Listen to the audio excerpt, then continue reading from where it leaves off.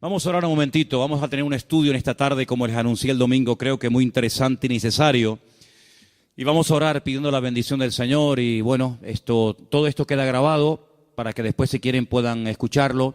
Yo animo a que, sobre todo los jueves, y bueno, también, ¿por qué no decirlo el domingo? Traigan papel y lápiz y apunten muchas de las cosas que se dicen, que luego después se pueden olvidar, ¿no? Pero luego también se pueden repasar si las apuntamos.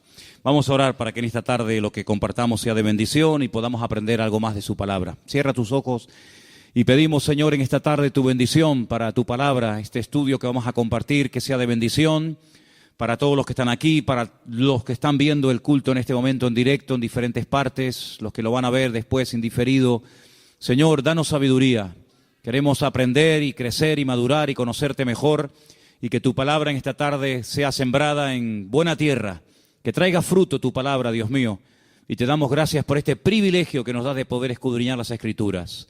Danos sabiduría y que tu Santo Espíritu sea el que ilumine y saque a la luz las verdades y las maravillas de tu palabra. Te lo pedimos en el nombre de tu amado Hijo Jesús. Amén y amén. Hermanos, como les dije el otro día, vamos a estar analizando en esta tarde algo relacionado con la persona, con la figura de nuestro Dios. Pero antes decirles que no me cansaré de repetir, no me cansaré de decir que el estudio de la palabra de Dios es fundamental. No es algo opcional, no es algo que, bueno, si me apetece lo hago y si no, no. El estudio de la palabra de Dios es algo tremendamente importante y necesario en la vida de todo creyente. No puedes pasar ni un solo día sin leer y sin estudiar, sin escudriñar las Escrituras. No puedes pasar ni un día sin echar mano de la Biblia y leerla y estudiarla y preguntarte cosas y indagar y ir a un lado, ir a otro lado. No solamente es importante venir a la iglesia y prestar atención a lo que se enseña, a lo que se comparte, sino ustedes a nivel individual tienen que ser también personas autodidactas, personas que escudriñen la palabra, que la estudien, que la memoricen. Tal vez sería bueno comprarte en algún momento determinado, que los hay, gracias al Señor, muy buenos comentarios de la Biblia, algún buen diccionario, para que, oye, vayas creciendo y vayas madurando y vayas aprendiendo cosas que te van a ayudar mucho en tu relación con el Señor. Conocer las Escrituras te va a dar firmeza en la fe, firmeza como creyente. Eso te va a permitir crecer y también te va a poder ayudar. Te va a ayudar a que puedas ayudar a otras personas, creyentes o no, que te plantean dudas y te dicen, oye, ¿y por qué esto? ¿Y por qué aquello? Sobre todo los jóvenes que estudian en institutos, en universidades, cuando surjan preguntas, en fin, sobre 20.000 temas, procura estar preparado. Es nuestra obligación estar preparado para presentar defensa con mansedumbre y reverencia, dice la Escritura, ante todo aquel que demande razón de la esperanza que hay en nosotros. Por lo tanto, no seas negligente en el estudio de la palabra, sino estúdiala, conócela, porque se sabe, se conoce la madurez de un creyente por el conocimiento y por el amor y el apego que tiene hacia la palabra, te lo puedo asegurar. Hay un versículo en Deuteronomio capítulo 6, versículo 4, que es lo que se conoce vulgarmente o regularmente, o llámalo como quieras, como el Shema. Es algo que en cierto sentido resume en breves palabras la fe del creyente. No aglutina todas las doctrinas, ni aglutina todo lo que creemos de la palabra, pero el judío practicante varias veces a lo largo del día, con sus ojos cerrados, repite en alta voz este texto. Y es lo primero que aprende un niño en su casa, de boca de su padre, como producto de la palabra de Dios. El Shema, que está en Deuteronomio capítulo 6, versículo 4.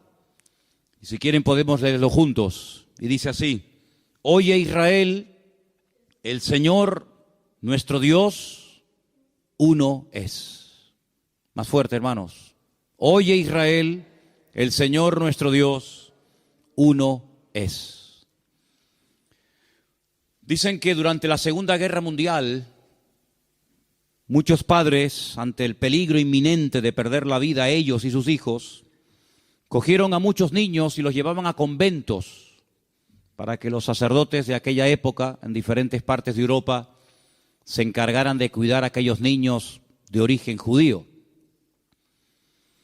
A los niños, cuando se les dejaba, los rabinos y los padres que dejaban a sus hijos sin saber si volverían algún día a verlos, porque la guerra ya sabes cómo es, le decían: no olviden nunca de que ustedes son judíos, de padres judíos y de toda una estirpe de familias judías. Y esos niños sabían este versículo de memoria, el Shema, que ustedes acaban de leer conmigo en esta noche. Shema Israel, Adonai Eloheinu, Adonai Echad. Cuando terminó la Segunda Guerra Mundial, y ya habían pasado unos cuantos años, y esos niños no habían tenido ningún contacto con judíos, ni con sus padres, ni con los que los habían dejado, cuando un rabino se dedicó a ir por todos los conventos buscando a los niños judíos que en la Segunda Guerra Mundial los habían dejado en conventos, cuando llegaban al convento, los sacerdotes decían: no sabemos quiénes son de tantos niños que hay aquí abandonados, no sabemos quiénes son y quiénes no son judíos. Y este rabino, y esto es una historia verídica, es una historia real, decía: yo sé quiénes son judíos y quiénes no son judíos. Y cuando se acercaba a aquellos niños, al montón de niños que había en aquel momento allí, les preguntaba, les decía, les pedía que dijeran el Shema. Muchos de ellos no tenían ni idea de lo que estaba diciendo. Pero aquellos niños judíos que habían sido dejados en aquellos conventos decían perfectamente el texto que les acabo de comentar y automáticamente reconocían: estos niños son judíos. Porque llevan en la sangre, llevan, por así decirlo, en sus genes esta declaración breve pero muy profunda de la fe. Escucha, Israel, el Señor, nuestro Dios, es uno. Y esa palabra, el Señor, nuestro Dios, es uno, es una palabra que se pronuncia Echad. E-J-A-D. Echad. Ahora, si hablas con judíos practicantes, una de las discrepancias más grandes que hay entre uno que se denomina o se llama cristiano de uno que no lo es, en este caso judío, es que no le cabe en la cabeza el hecho de que haya un Padre, un Hijo y un Espíritu Santo. Porque llevan metido hasta en la sangre que Dios es uno. Y cuando hablamos teóricamente, de tres, es algo que no les entra en la cabeza. Sin embargo, vamos a ver algunos versículos en esta tarde muy interesantes donde aparece la palabra Echad, la palabra que aparece en Deuteronomio 6:4, la palabra uno. Para que ustedes se den cuenta cómo esa palabra o ese número uno es mucho más que simplemente un número. Vamos a comenzar el estudio esta noche, después de haber leído ya el Shema, por Génesis capítulo 1, primer libro de la Biblia. Génesis capítulo 1, por favor, versículo 5, donde dice la palabra lo siguiente: llamó Dios a la luz día y a las tinieblas noche, y fue la tarde y fue la mañana de un día. Yom Echad, un día.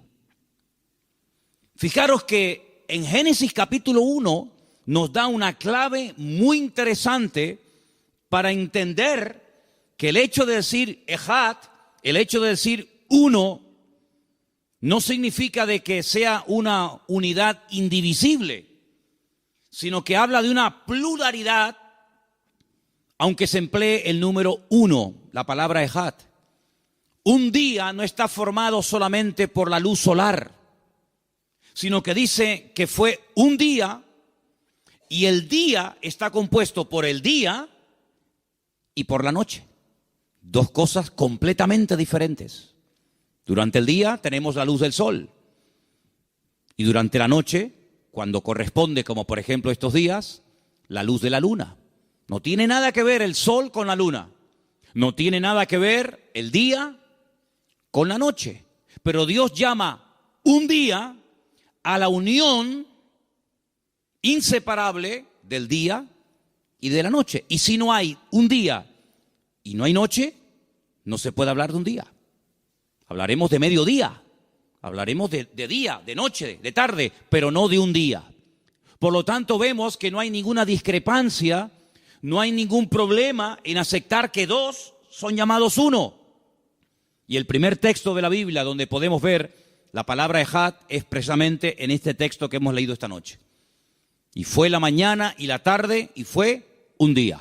Por lo tanto, ya ves, dos cosas diferentes que el Señor las une y las llama ejad. Exactamente igual como Él se define en Deuteronomio 6:4 cuando dice que Él es uno.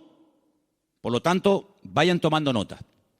El segundo texto también lo encontramos en Génesis, la página siguiente, capítulo 2, versículo 24, donde dice lo siguiente: por tanto dejará el hombre a su padre y a su madre y se unirá a su mujer y serán una sola carne. Basar, ejad, una carne. Vimos cómo juntando la mañana o el día, la luz del sol y la luz de la noche podemos formar un día. Y ahora dos personas, un hombre y una mujer, con sus correspondientes características, con sus diferencias físicas, con sus diferencias internas y externas, al unirse, los dos forman una sola carne. Pero si son dos, pero delante de Dios, cuando se juntan esas dos carnes, esas dos personas, un hombre y una mujer, forman una unidad. Por lo tanto, es una unidad diversa, es una unidad plural, donde una es la mamá, otro es el papá, uno es el marido y la esposa, pero ambos, delante de Dios, están considerados como si fueran uno solo. ¿Cuántos dicen amén? Entonces, estamos viendo ejemplos de cómo la palabra ejad se puede utilizar para formar un día, aunque esté formado por día y noche. La palabra ejad se puede utilizar en el varón y la mujer cuando hay una unión bendecida por el Señor, cuando es un matrimonio, aunque son dos, son uno. Ejemplo más. En el libro de Esdras aparece también la palabra ejad. El libro de Esdras es un libro muy interesante del Antiguo Testamento, donde encontramos en el capítulo 3, versículo 1, un texto muy interesante para que veáis que no solamente el día y la noche forman un día, el hombre y la mujer forman una sola carne, sino que en Esdras capítulo 3, versículo 1, ¿lo tienen, hermanos? Cuando llegó el mes séptimo y estando los hijos de Israel ya establecidos en las ciudades, se juntó el pueblo como un solo hombre en Jerusalén. Como un solo hombre, todo el pueblo, miles de personas, hombres, mujeres, niños, ancianos, casados, solteras, viudas, etcétera. Pero dice que eran ish ejad, como un solo hombre.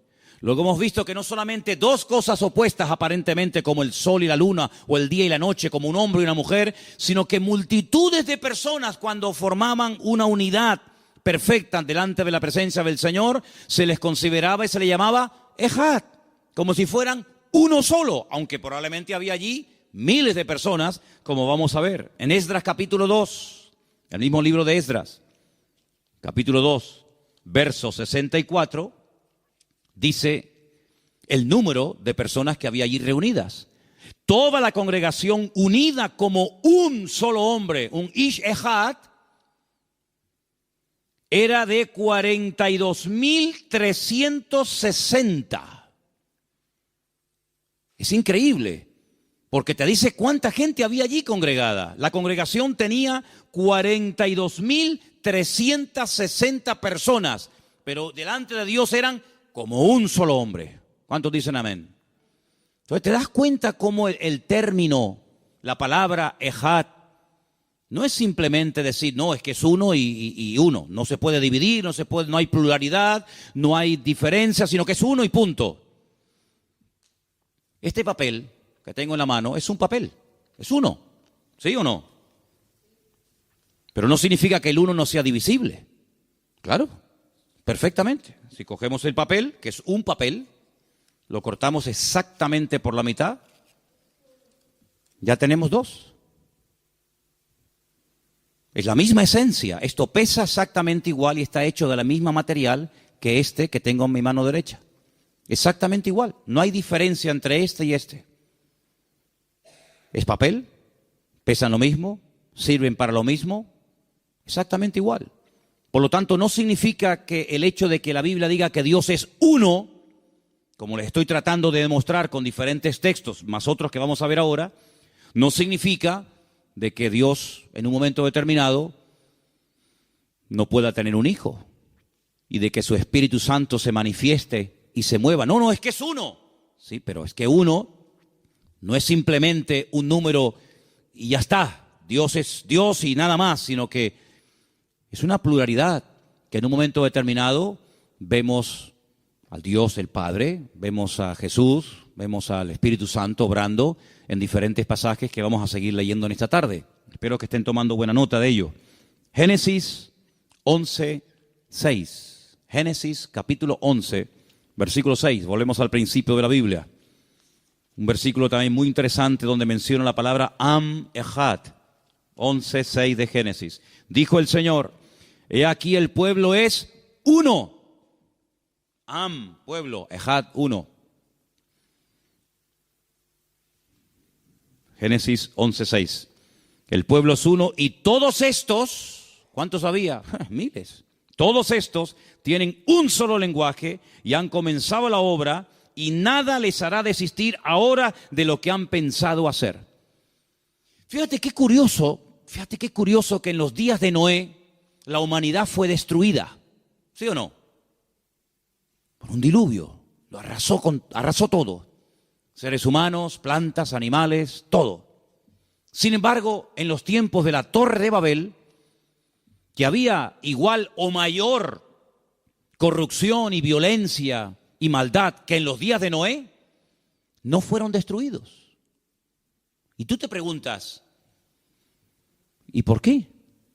Si dice que el Señor miró y aquella gente no había forma de detener a aquella gente en el empeño de construir una torre y llegar a la misma presencia de Dios y como demostrarle al Señor que se puede llegar a su presencia por otras formas y por otros caminos sin necesidad de acercarse a Él con derramamiento de sangre, con los sacrificios como Él había enseñado ya en el jardín del Edén a Adán y a Eva. Era como una provocación. Era como decir, bueno, el Señor ha dicho esta forma de acercamiento a Él, nosotros vamos a establecer otra forma. Eso es un principio religioso. ¿Qué es la religión? Es el intento del hombre por acercarse a Dios a su manera, sin respetar las reglas que Dios ha establecido, estableciendo el hombre sus propias reglas, ¿sí? Y dice que aquello nadie ni nada lo iba a poder detener. La diferencia entre la generación de Noé y la generación de los tiempos de la Torre de Babel es muy significativa. En los tiempos de Noé se peleaban unos con otros. Dice que había violencia, había agresividad, se mataban, se peleaban, se hacían la guerra el uno al otro. No había unidad. Y entonces donde no hay unidad,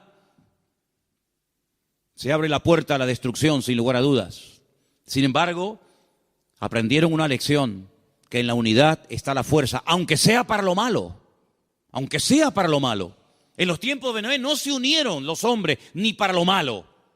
Pero en los tiempos del diluvio, en los tiempos de la Torre de Babel dijeron, vamos a trabajar unidos, aunque tú seas de otra familia, yo sea de otro sitio, tú seas de una cultura diferente a la mía, pero vamos a unirnos. Y Dios respetó ese principio que es el principio de la unidad y no los destruyó, sino que los separó, les confundió las lenguas para que no pudieran detenerse, para que pudieran detenerse del intento de construir aquella obra totalmente carnal que Dios no les había pedido que hicieran, y esa fue la única manera, dividiendo, de que se frenara la construcción de aquella torre en Babel, en Babilonia, lo que es hoy en día Irak. Qué tremendo, ¿verdad? Entonces vemos que eran miles de personas trabajando en la construcción de sol a sol, uno solo. Eran multitudes, eran miles de personas, pero eran Ejad, eran perfectos en unidad. En Ezequiel, capítulo 37, el famoso libro del profeta Ezequiel, el capítulo 37, versículo 17, por favor. Ezequiel 37, 17. Si quieren podemos leer a partir del versículo 15 para que vean de una forma muy simbólica cómo el Señor les está tratando de enseñar algo a través del profeta Ezequiel, y les dice en el versículo 15 lo siguiente. Ezequiel 37, 15. Vino a mí palabra del Señor diciendo: Hijo de hombre, toma un palo. Escucha, un palo. Y escribe en él para Judá y para los hijos de Israel sus compañeros. Toma después otro palo y escribe en él para José, palo de Efraín, y para toda la casa de Israel sus compañeros. Ustedes saben que las tribus de Israel eran 12, ¿verdad? Pero formaban un país, un pueblo. Con el paso del tiempo, este pueblo, estas tribus se dividieron formando 2 reinos. En el norte, 10 tribus adoptaron el nombre de Israel. Y las 2 tribus del sur, que eran Judá y Benjamín, adoptaron el nombre de la tribu mayor, Judá. La capital del reino del norte era Samaria. La capital del reino del sur era Jerusalén. 2 reinos, como un país dividido internamente. Los del norte peleando contra los del sur y viceversa. Hay un momento en el que el Señor, a través del profeta Ezequiel, les habla de la necesidad de volver a la unidad, a la restauración nacional y a la restauración espiritual.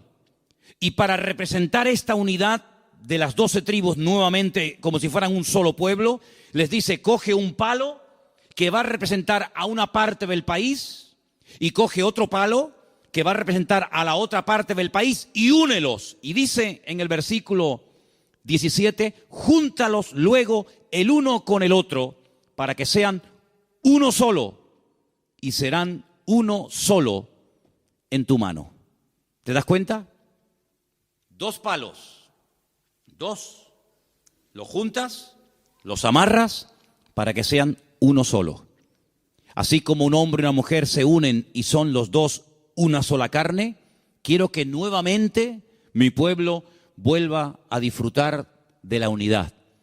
Y para que lo entiendan de una forma muy sencilla, hasta los niños pequeños, coge un par de palos, cada uno representa una parte diferente del país, los junta, los amarra y les dice: así de unidos como están estos palos, así tenemos que volver a ser nosotros en el futuro. Porque en la unidad está la fuerza. ¿Cuántos dicen amén? Entonces te das cuenta cómo otra vez en Ezequiel 37, 17 aparece otra vez la palabra Ejad, lo cual ya creo que te va quedando claro con estos textos, que decir Ejad no significa que sea uno solo necesariamente, sino que habla de pluralidad. Entonces ahora podemos entender muchas de las cosas que el Señor Jesucristo dijo durante su ministerio terrenal, cosas que le chocaban a los judíos, porque él, como judío, sabía perfectamente que el principal mandamiento, ¿se acuerdan cuando un escriba le dice: Señor, ¿cuál es el principal, el más grande mandamiento de todos? Él, como judío, sabía perfectamente la respuesta. Tal vez si le preguntan a un hermano de a pie, a un creyente hoy en día, a un recién convertido, ¿cuál es el mandamiento más importante? Puede ser que a lo mejor acierte o no, pero en aquel tiempo y hoy en día, todo el mundo sabía la respuesta. ¿Y qué dijo el Señor? Amarás al Señor tu Dios con toda tu alma, con todo tu corazón y con todas tus fuerzas. Ese es el principal mandamiento de todo. Y ese está a continuación del Shema.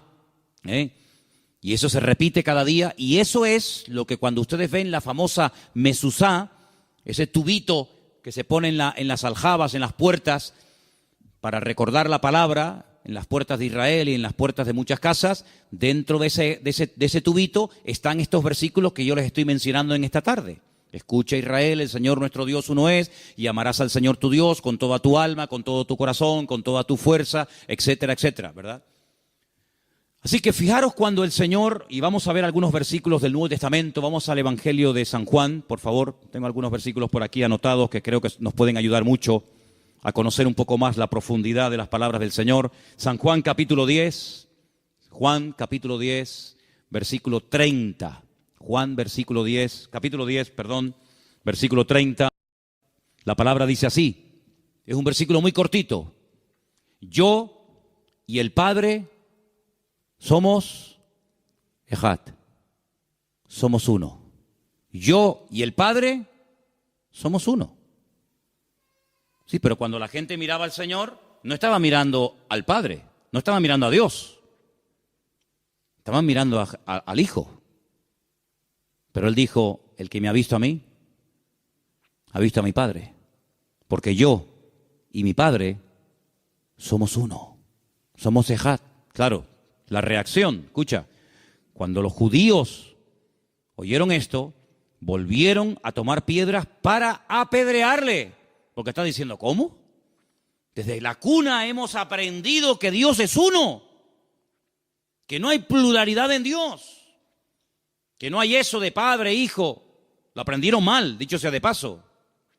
Y por creer un texto equivocadamente, pues los errores que se puede cometer en la vida.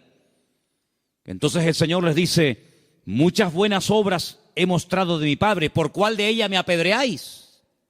Y le dicen, versículo 33, por buena obra no te apedreamos, sino por la blasfemia, porque tú, siendo hombre, te haces Dios. Mira cómo lo entendieron. Mira cómo ellos entendieron cuando dijo la palabra Ejad. Dice, ¿cómo? Está recitando el Shema de la Torá que nos enseñó Moisés allí en Deuteronomio capítulo 6, verso 4. Entonces te das cuenta de que así como un hombre y una mujer casados forman una unidad, y te das cuenta así como el día y la noche forman un día, y así como mucho pueblo, multitudes de personas pueden formar un solo hombre, exactamente igual, no hay ningún problema en aceptar que Dios es uno y al mismo tiempo aceptar que Dios tiene un hijo llamado Jesús.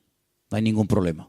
Lamentablemente hay creyentes que al no tener un conocimiento mínimo de estas cosas que estamos explicando esta tarde, pues a veces se confunden y a veces hasta reniegan. Y por ahí incluso hay una parte de cristianos que se llaman solo Jesús. Y aquí en Tenerife están.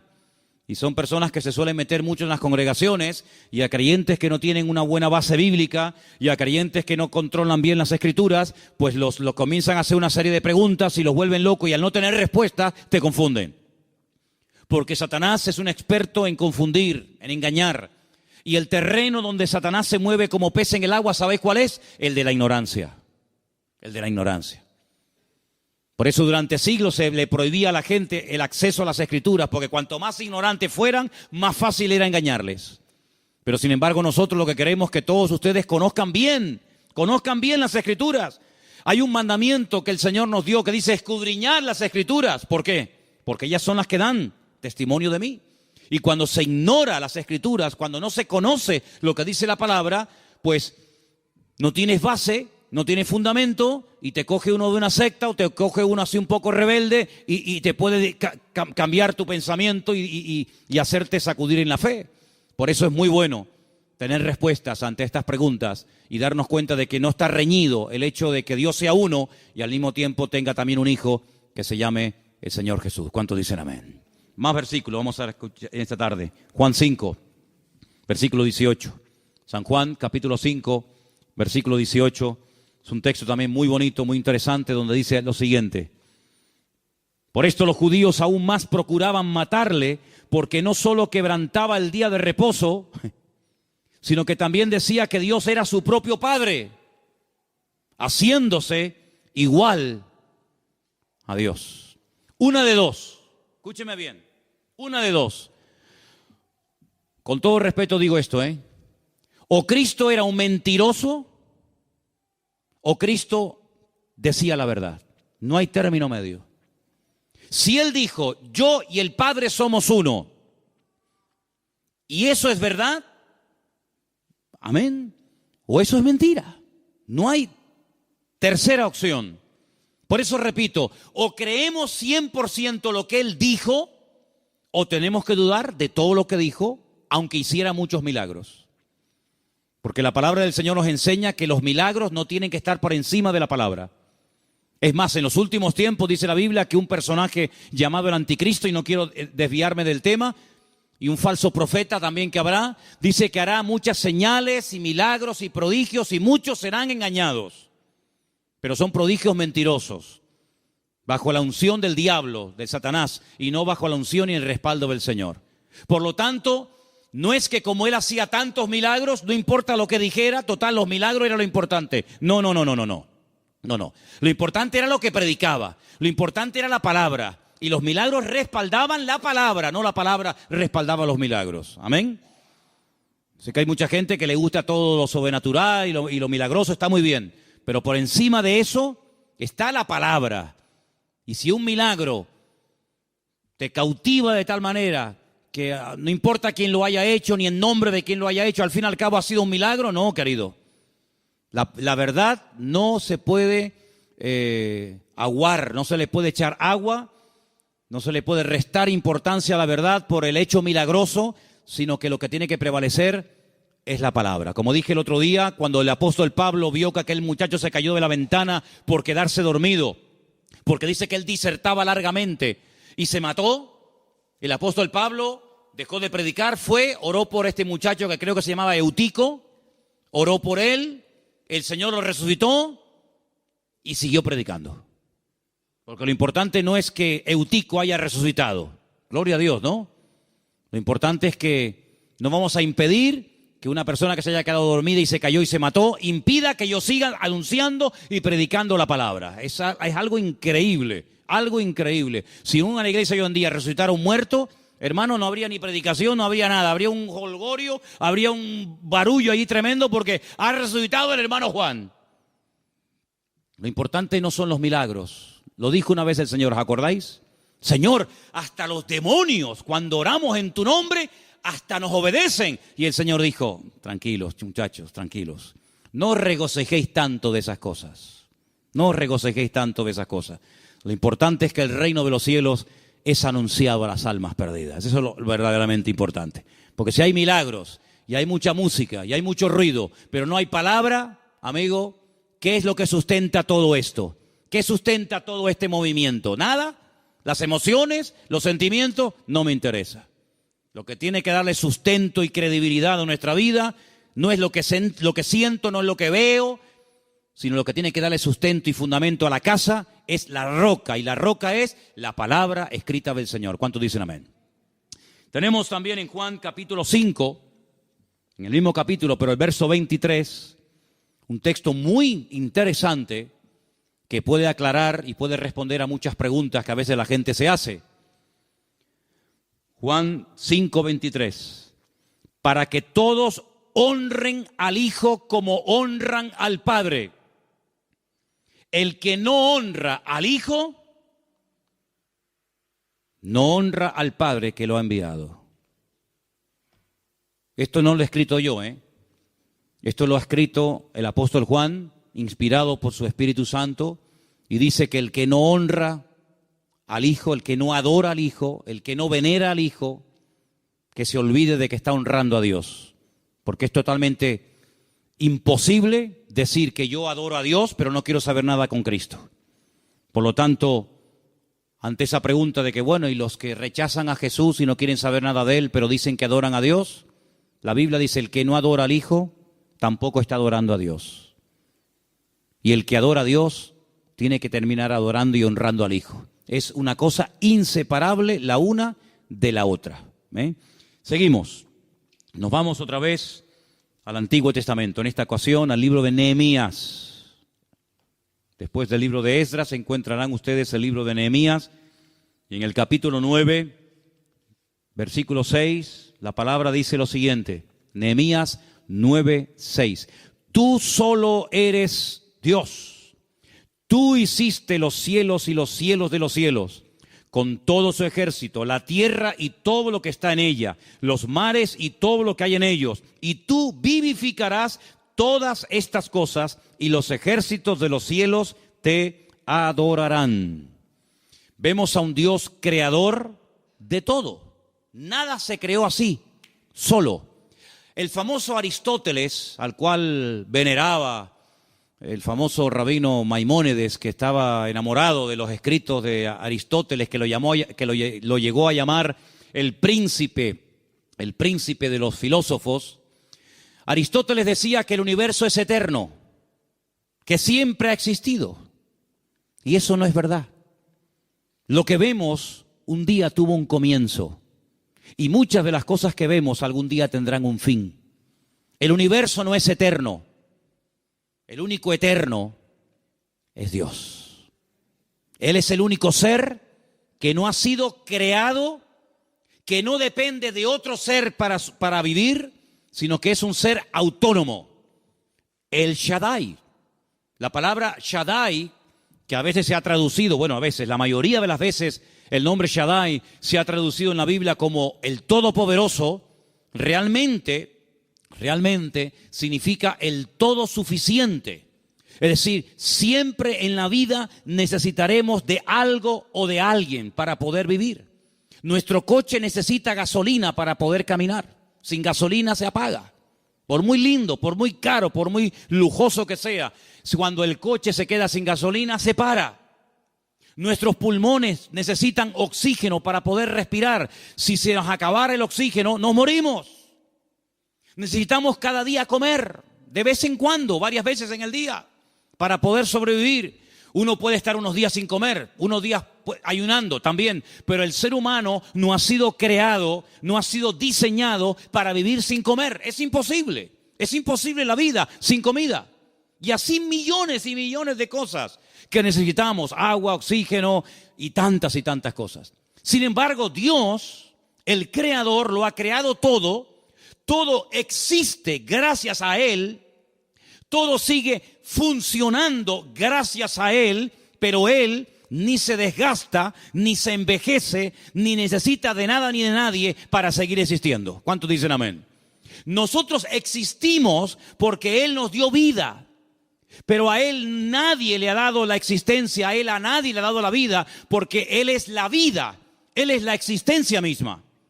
Cuando el Señor Jesucristo dijo aquella famosa frase que encontramos en Juan 14, 6, cuando dijo: yo soy el camino, yo soy la verdad y yo soy la vida, fíjense que no utiliza la palabra una vida, un camino y una verdad, sino que Él dice: yo soy la vida, soy la verdad, yo soy el camino, no hay más que Él. Y entonces cuando entendemos que nuestro Dios no fue creado por otro Dios superior, porque si no sería absurdo decir, si nuestro Dios fue creado por otro Dios superior a Él, ese Dios superior a Él, ¿quién lo creó? Y seguiríamos echando marcha atrás y siempre tendríamos que llegar a un principio. Gracias al Señor yo no tengo ya ningún problema con eso, ni en aceptar lo que la Escritura dice. Pero esto era el gran tormento de mi vida, que durante años casi pierdo la razón y me vuelvo loco. Porque cuando comenzaba a pensar, ¿de dónde salió Dios? ¿Quién lo hizo? ¿Quién lo creó? ¿Quién lo formó? Cuando no había ni planetas, ni sol, ni luna, ni agua, ni oxígeno, ni nada. ¿De dónde salió Él? ¿Quién lo hizo a Él? Era algo que me volvía loco. Hasta que conocí en la palabra de Dios las respuestas. Y en las respuestas encontramos a un Dios creador. Pero no solamente a un Dios creador, sino a un Dios sustentador. Porque ha habido personas tremendamente inteligentes con un coeficiente intelectual alucinante, como por ejemplo mi querido Albert Einstein, que él creía en un Dios creador. Albert Einstein no era un ateo. Los estúpidos son los ateos. Los inteligentes no pueden ser ateos. Es imposible que un inteligente sea ateo. Totalmente imposible. Albert Einstein decía que él creía en un Dios creador, pero ahí se paraba. No creía en un Dios que sustentaba la vida en el planeta. No creía en un Dios que regulaba las leyes de la creación. No creía en un Dios personal, en un Dios con el cual podías tener comunión con Él, sino que creía en un Dios que creó todo, incluido al hombre, pero después se lavó las manos y como que dijera: ahí te quedas, amigo, búscate la vida. Lamentablemente, estaba equivocado en ese sentido, se quedó corto en su creencia, porque nosotros no solamente creemos en un Dios que creó, sino en un Dios que hace que cada mañana el sol salga por el este y se oculte por el oeste. Y eso no es casualidad. Y que el sol siga iluminando con la misma intensidad de hace miles o millones tal vez de años. Y el que hace que vengan las estaciones, y el que hace que los animales viajen de un lugar a otro sin GPS, sin mapa, sin nada, todo lo sustenta el Señor. Y dice que Él hasta le da la comida, le da el alimento a las aves del cielo, hasta el punto que el Señor Jesucristo dijo, mirad, mirad, cuando falte la fe, cuando estéis desanimados, cuando estéis tristes, cuando os patine vuestra confianza en el Señor, levanten la mirada y mirad las aves del cielo. Ni siembran, ni trabajan, ni hilan, ni guardan en granero, pero nuestro Padre Celestial las alimenta. Es decir, que le está dando al Padre la potestad no solamente de crear, sino de sustentar.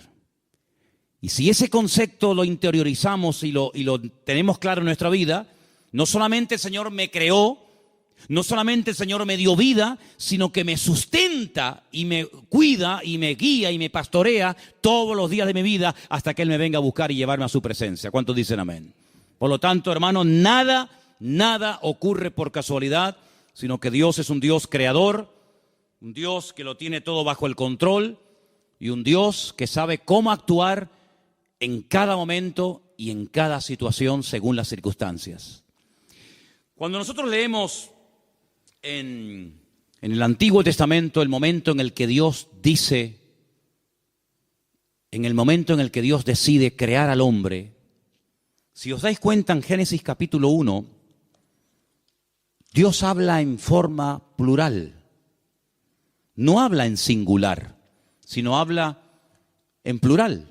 En Génesis capítulo 1 lo pueden encontrar, concretamente el versículo 26. Dijo Dios, hagamos al hombre a nuestra imagen, conforme a nuestra semejanza, y señoree en los peces del mar, en las aves de los cielos, en las bestias, en toda la tierra y en todo animal que se arrastra sobre la tierra. Y vemos cómo Dios crea al hombre, forma al hombre, pero antes de hacerlo lo dice, lo siente, lo piensa y lo declara y se escribe. Fíjese el proceso. Dios podía haber mantenido silencio, crear al hombre y punto. Pero lo que Él va a hacer lo dice.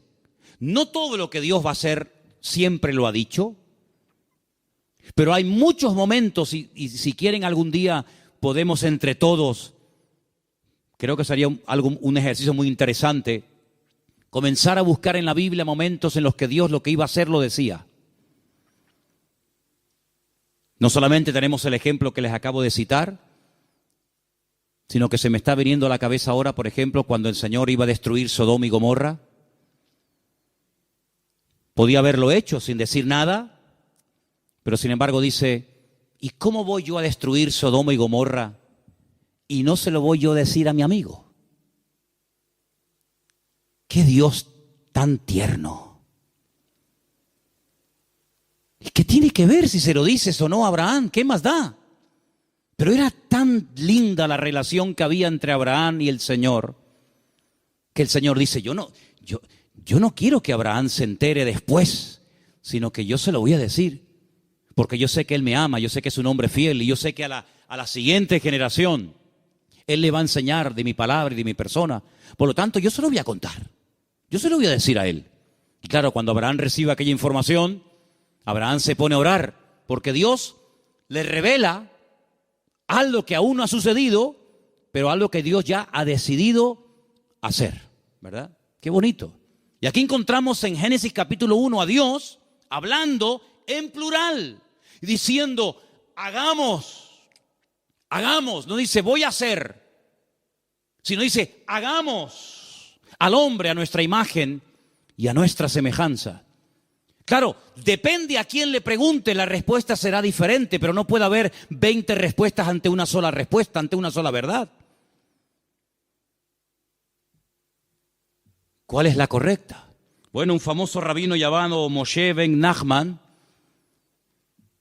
muy venerado y querido por miles de judíos, dijo que cuando Dios dijo eso de hagamos al hombre, le estaba hablando a la tierra le estaba hablando. Porque como de la tierra iba a sacar Dios al hombre, lo iba a crear del polvo de la tierra, de la Adamá, que así llamaba la tierra de allí, Adamá, y por eso creó un Adán, pues le estaba hablando a la tierra. Porque en cierto sentido la proporción de agua y tierra es la misma proporción que hay en el hombre. Tres cuartas partes de agua, una de tierra. Ese es el mundo. ¿Y el ser humano qué es? Pues 3/4 parte agua y 1 parte materia. Es como una especie de reproducción, ¿no? Pero Dios no le estaba hablando a la tierra, porque la tierra no fue creada según la semejanza de Dios. La tierra no se parece a Dios. La tierra no tiene la imagen de Dios. La tierra es obra de Dios, pero no la creó a su imagen y semejanza. Otros te pueden decir, que de hecho lo dicen, no, Dios le estaba hablando a los ángeles. Entonces le dice, señores, vamos a hacer un hombre a nuestra imagen y a nuestra semejanza, así que se parezca a nosotros. ¿Se parecen los ángeles a Dios? La Biblia nos enseña en otros textos de la Escritura, no los vamos a leer ahora, que los ángeles fueron creados un poco superior a los hombres en algunos aspectos, pero en otros aspectos muy inferiores a nosotros. Por ejemplo, nosotros tenemos sensaciones que un ángel nunca podrá sentir. El gozo de la salvación. Saber que he sido un pecador, que Dios ha perdonado todos mis pecados, ese gozo un ángel no lo entiende, porque él nunca ha sido pecador. Es más, dice que se quedan como con la boca abierta mirándonos. Dice la Biblia que los ángeles nos observan, a los herederos de la salvación, porque dicen, no sé, falló el jefe de todos nosotros aquí, o el que tú habías puesto por encima de nosotros, pecó, se rebeló, te intenta quitar del trono, pega un golpe de estado, se lleva a un montón de ángeles con él, y tú no mueves ni un dedo para restaurarlo. Ni un dedo moviste para restaurar a Luzbel.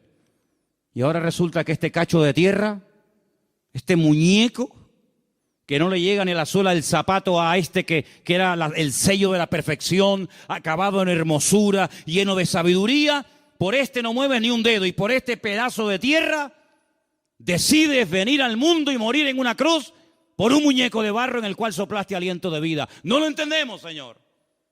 Pero yo doy gloria a Dios de que Él optó por este muñeco de tierra en vez de por aquellos ángeles. Porque dice que aquellos ángeles que pecaron en prisiones de oscuridad estarán por la eternidad. Pero a nosotros nos ha levantado del polvo de la tierra y ha puesto nuestros pies sobre la roca y nos ha dado un nombre para que glorifiquemos al Señor por la eternidad. ¿Cuántos dicen amén? Así que yo agradezco al Señor que haya tomado esa decisión. Entonces, si no le habló a la tierra, si no le habló a los ángeles, ¿a quién le habló? ¿A sí mismo? Dicen que son los locos los que hablan solos. No estoy de acuerdo, yo hablo muchísimo solo. Sobre todo cuando tengo que predicar. Y otros momentos también, voy hablando solo continuamente. Antiguamente, cuando alguien lo veías hablando solo, decías, mira, está loco. Hoy en día, como tanta gente habla sola y lo miras así, tiene el pinganillo aquí, está hablando por el móvil, pues ya no se le llama loco. Dice, no, está hablando por el teléfono. ¿Dios habló solo? ¿Habló con sí mismo? No. Sino que Dios en la eternidad habló con esa pluralidad que no está reñida con el hecho de decir que Dios es uno. Yo soy padre, ustedes lo saben, pero yo también soy hijo, al mismo tiempo. Cuando iba a la casa de mi padre, cuando vivía, yo iba a la casa de mi padre como hijo. Pero cuando estoy en mi casa, estoy como padre y al mismo tiempo como marido. Luego, una persona puede ser muchas cosas al mismo tiempo. Tú eres padre y eres hijo. Tú eres madre y eres hija. No está reñido, no tengo que dejar de ser hijo para convertir. Al mismo momento soy una cosa y soy otra. No hay ningún problema. Cuando me tengo que comportar como padre, me tengo que comportar como padre. Y cuando me tengo que comportar como marido, lo hago. Y cuando me tenía que comportar como hijo, lo hacía. Todo en la misma persona, sin tener que dividirme, esto es esto. No, todo en la misma persona, según el momento, el lugar y las circunstancias. No hay ningún problema, no hay ningún conflicto en aceptar que Dios es Ejad, que Dios es uno, y al mismo tiempo que diga, hagamos al hombre a nuestra imagen y a nuestra semejanza. Tenemos un versículo muy interesante en Eclesiastés 12:1, versículo que todos los jóvenes saben de memoria, ¿verdad? Todos los jóvenes tienen que saber de memoria Eclesiastés 12.1. ¿Sí o no?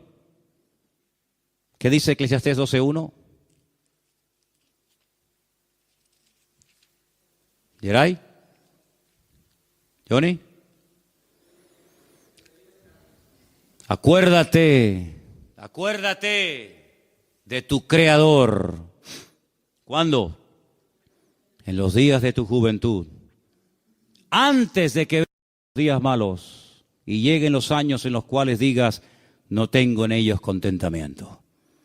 Y ahora describe de una forma espectacular los diferentes miembros del cuerpo humano y la decadencia en la que entrará y se deteriorará la materia, la parte humana en el ser humano.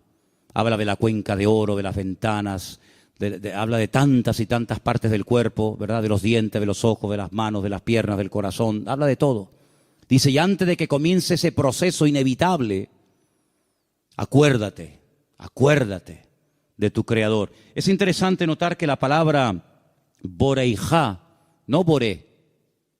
Boré es creador, Boreijá es creadores. Está en plural. Está en plural. Acuérdate de tus creadores. Claro, la traducción hubiera sido muy fuerte, ¿verdad? Acuérdate de tus creadores en los días de tu juventud. Porque si decimos Dios es uno, ¿por qué habla de creadores? Porque ¿quién fue el que hizo el universo? ¿Quién lo creó? ¿Quién dio las órdenes? ¿Quién dijo todo? Juan lo dice. Juan en su evangelio, la primera palabra del evangelio según San Juan es exactamente la misma que la primera palabra que aparece en el libro del Génesis 1.1. La primera palabra de la Biblia es, Sarai, Bereshit. Y la primera palabra del evangelio según San Juan es Bereshit. La misma. Es como si cogiera Génesis 1.1 y Juan 1.1. Y Juan 1.1 dice, en el principio era, sigan, el verbo. ¿Y el verbo quién era? El verbo era Dios. En el principio era el verbo y el verbo era con Dios y el verbo era Dios. Este era en el principio con Dios. Todas las cosas por Él fueron hechas. Y sin Él, nada de lo que ha sido hecho fue hecho. En Él estaba la vida y la vida era la luz de los hombres. Ahora pueden entender ustedes, espero que sean pillos en esto. Si ustedes estudian Génesis capítulo 1, se van a dar cuenta de que el sol no fue creado hasta el cuarto día.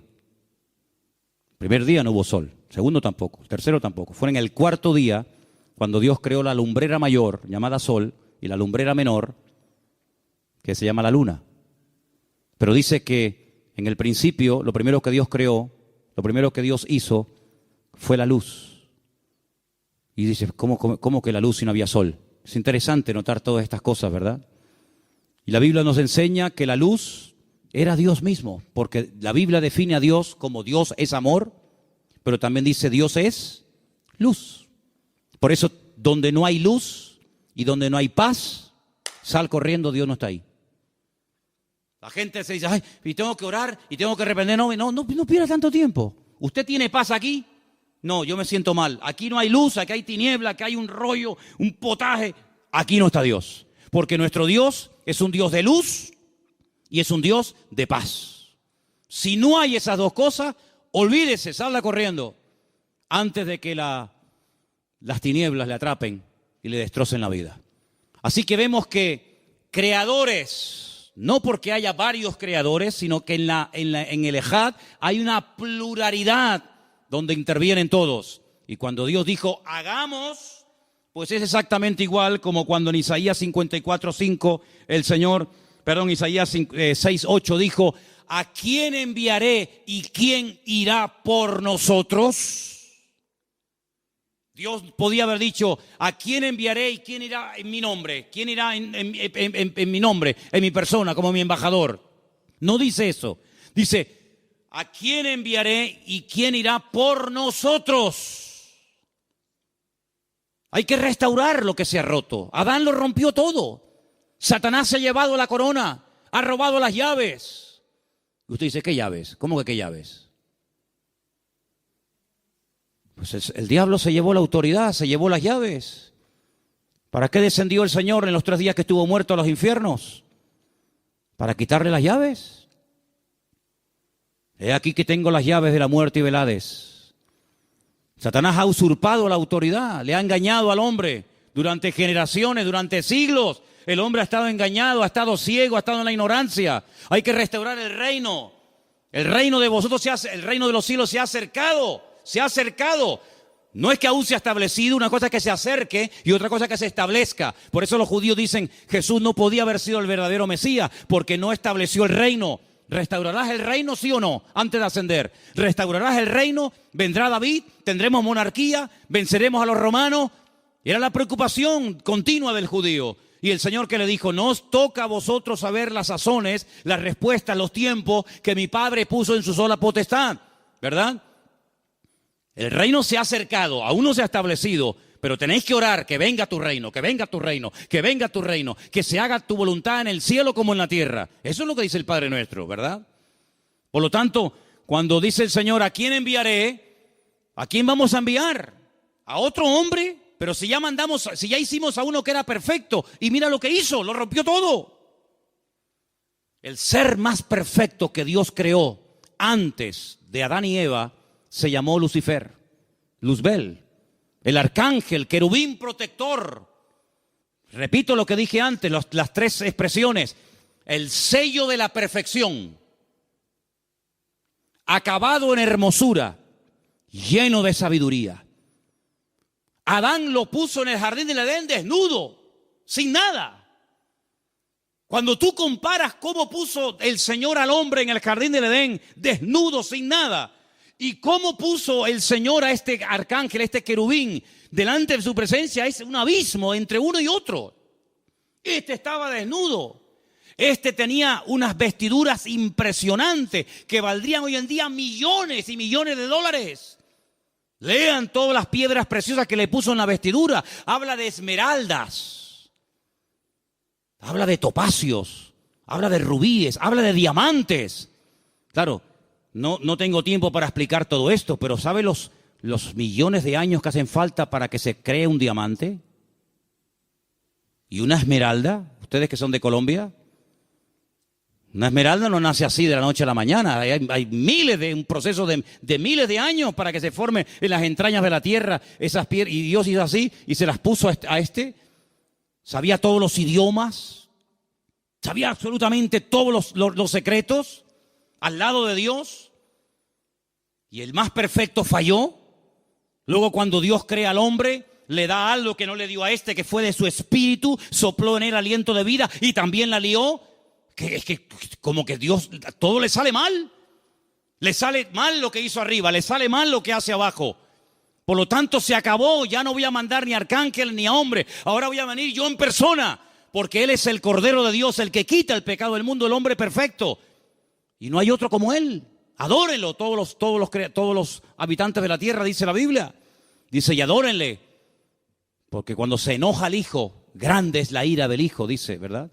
Entonces vemos cómo el Señor viene y Él hace lo que tenía que haberse hecho hace muchos siglos, pero que nadie lo podía haber hecho.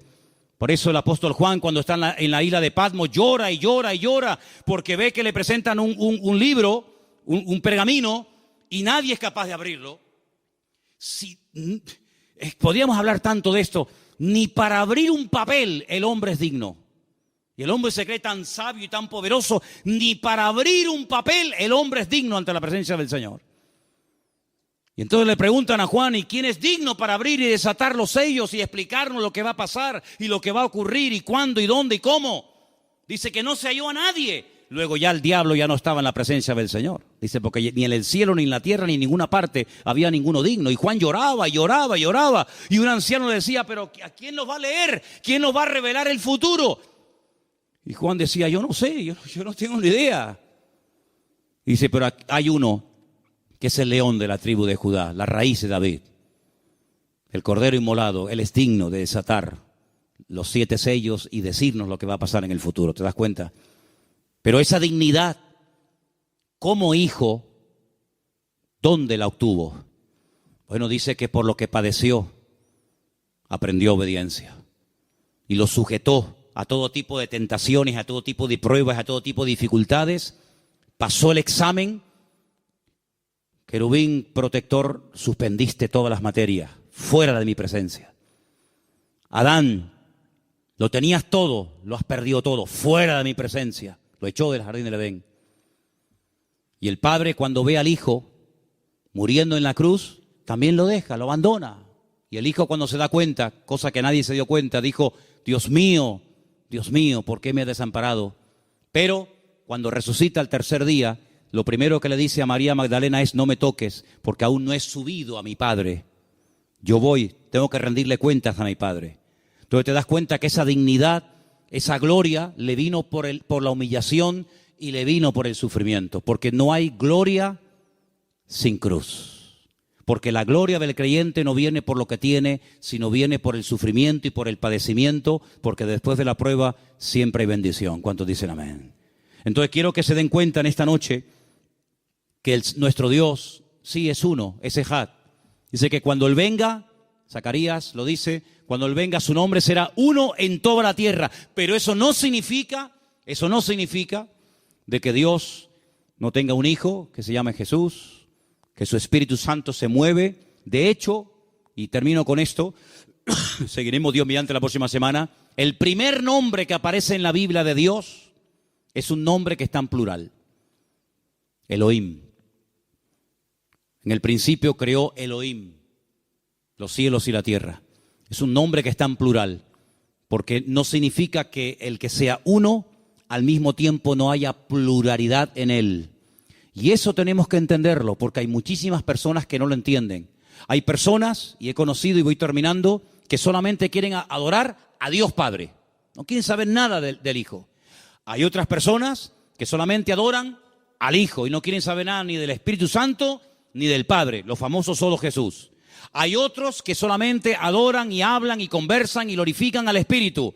Y uno dice, ¿y cuál es la verdadera postura?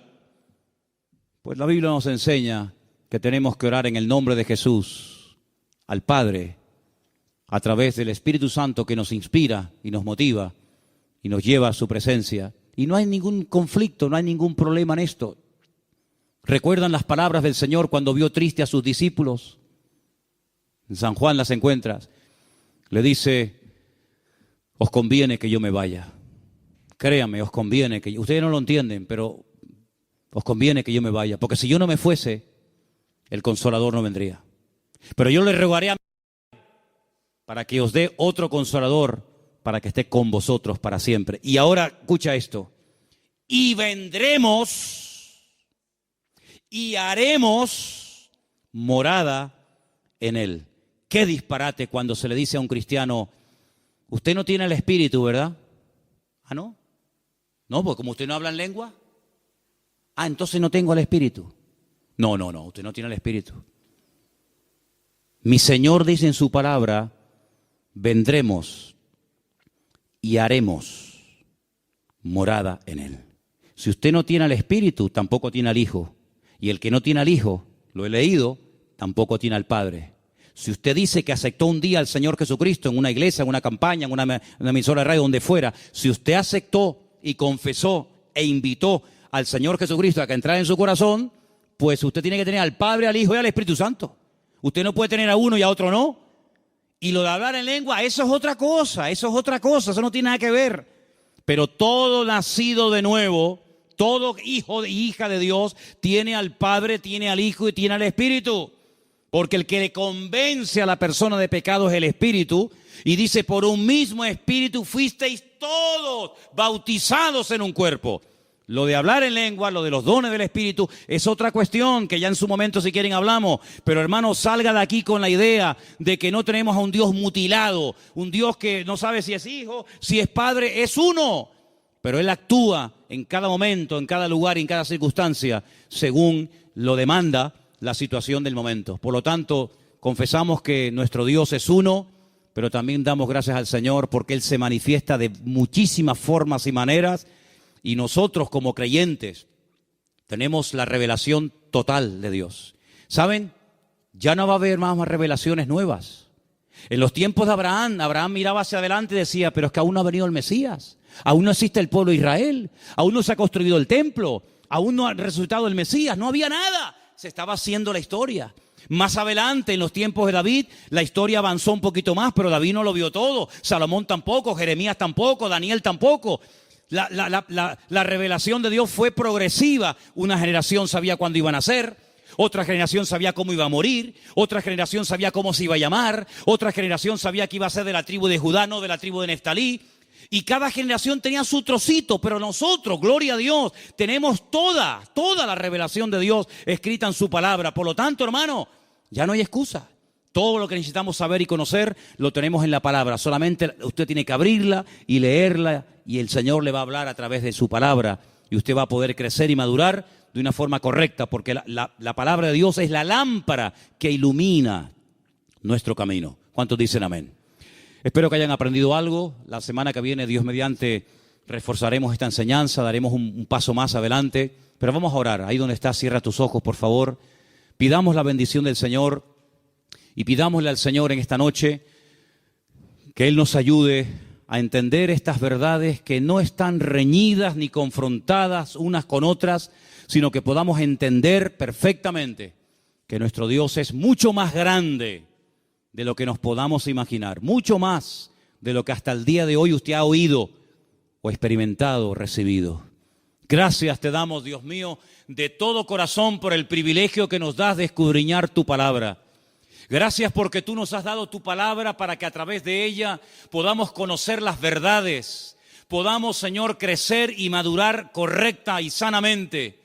Señor, te pedimos que tu palabra ilumine nuestro camino y podamos en todo momento y en toda circunstancia de la vida depositar plenamente nuestra confianza en ti.